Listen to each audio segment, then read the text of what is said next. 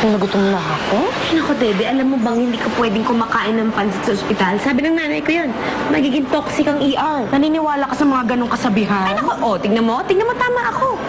Ang daming pasyente dahil yan sa pansit mo. Sinisi mo pa sa pansit na talaga ng madaming tao sa ER. Kain mo na nga ako doon.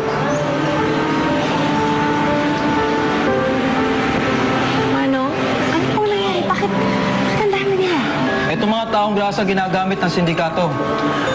Nung nag-grade kami, ayan, yung isa nabundol. At yung iba, sugatan, nandito sa labas.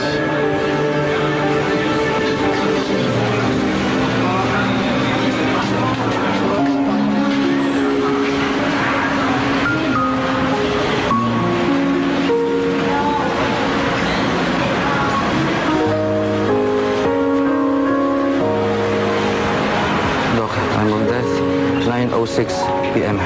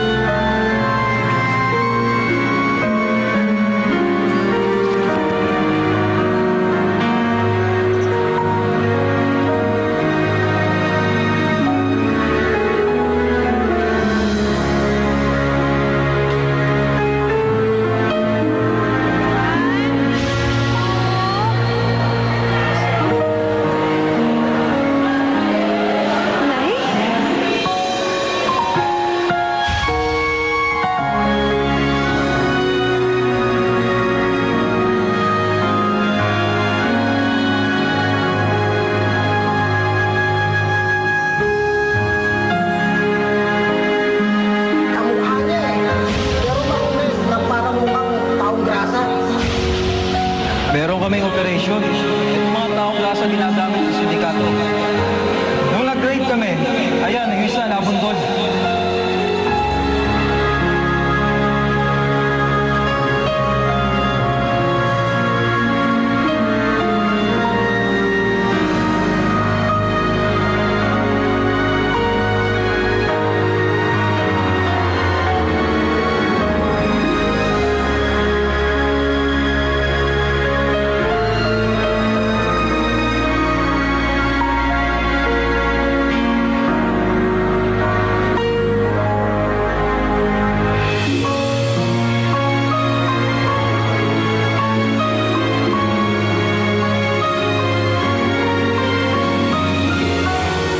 Bakit sa akin?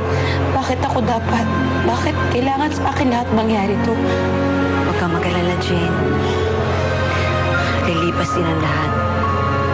Makakaraos din tayo.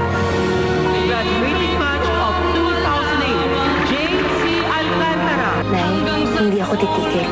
Tutuparin ko yung pangako ko sa'yo. Magiging nurse ako.